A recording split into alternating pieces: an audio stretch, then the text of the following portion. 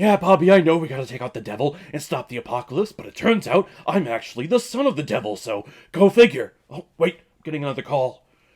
Sam?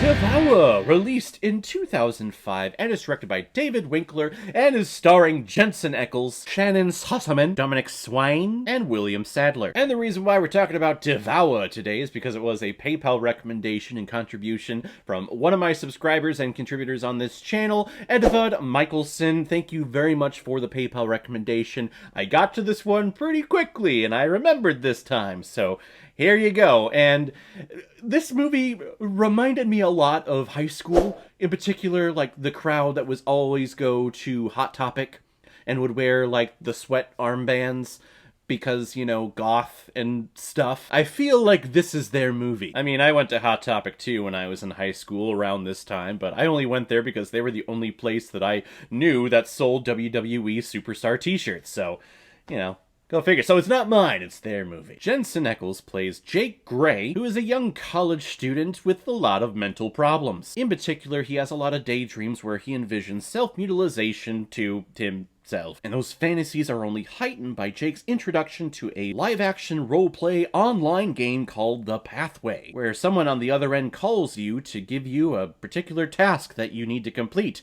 or else. So Jake starts playing the game and he starts falling down a massive rabbit hole that has a lot of demonic consequences. Yeah, we started in one place with this movie and we ended up on the other side of the spectrum, and I was like, wow, I did not see that, but okay. Now the question is, did I care that I saw that?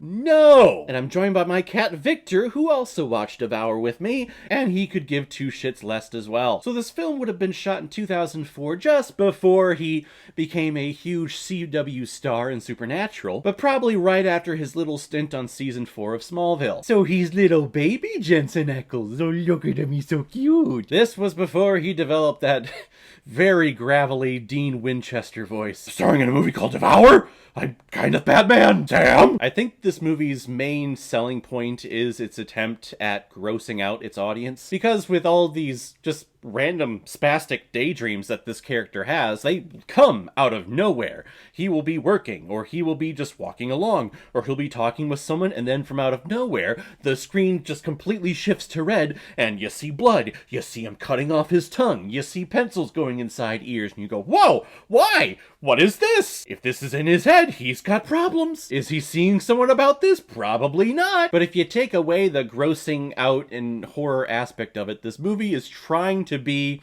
a lot of things that it's just not ending up being. Trying to be a very inquisitive, supernaturalistic detective thriller story, and I mean, you see the beats of that, but really in the end, I don't care about these people. Mainly because they're all kind of fucking stupid. This online game called The Pathway, you enter in your information and it has you.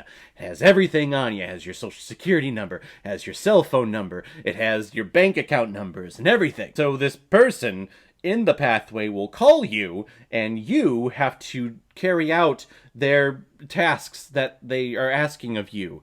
And I guess if you don't, something bad happens to you. I don't know. I completely lost the consequence part on it. Maybe I just wasn't paying attention. But I just kept thinking, like, if this person is just calling you to get you to do something, just don't answer your phone. I don't think the term ghosting was around back in 2005, but just ghost him. Oh, someone's calling me. Huh, interesting. Okay, I don't know this number. It's probably the guy from The Pathway.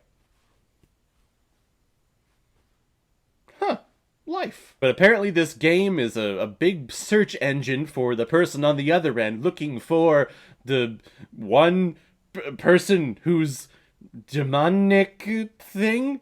Whatever? What?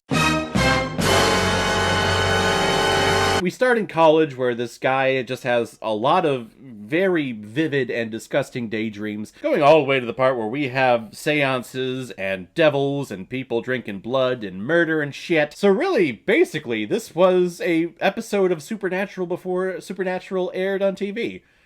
Yeah, that Jensen Ackles had quite a wide range in his career, and I like Jensen. He is a likable person, so whenever he's on screen, you kind of have to like whoever he is playing, even if the person that he's playing is kind of a dick. I will say my eyes completely rolled in the back of my head when Shannon Sossaman came on screen. I don't know, she's one of those actresses, whenever I see in a movie and I go, oh, great. Oh, God. Oh, look at that. She's portrayed as the ingenue because she's attractive?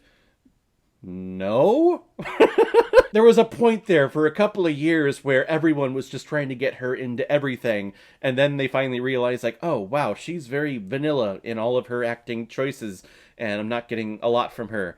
Okay, let's move on from her. The aesthetic of the movie, the settings, the quality of the pictures of the sets and of the costumes, it feels very much like a Supernatural episode. Or at least an episode of television somewhere. This doesn't feel like this belonged in the theaters. I watched it, I tried to pay attention throughout the entire thing, and after I was done, I sat there and I just thought, what? What just happened? I'm so confused, because it tries to give you an M. Night Shyamalama ding-dong twist at the end where you ask yourself, was all of this real? Kinda looks like it wasn't, and if the whole thing was kinda like one bad dream, I'm a pretty pissed off audience member. It's a nice look back into the early 2000s if you ever want to know just what things looked like back then, but other than that, this film is just probably a really big, complete miss for everyone, including myself. I'm gonna give Devour 1 out of 5 Blu-rays. What? No! So guys, if you've seen Devour, what did you think about it? Or if you've never seen it before and you stumbled across it because of this video,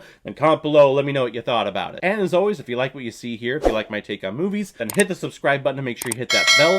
See you on the next time I release my next movie review. So in the meantime, be well, be good to each other, and go watch a movie. Take care, guys.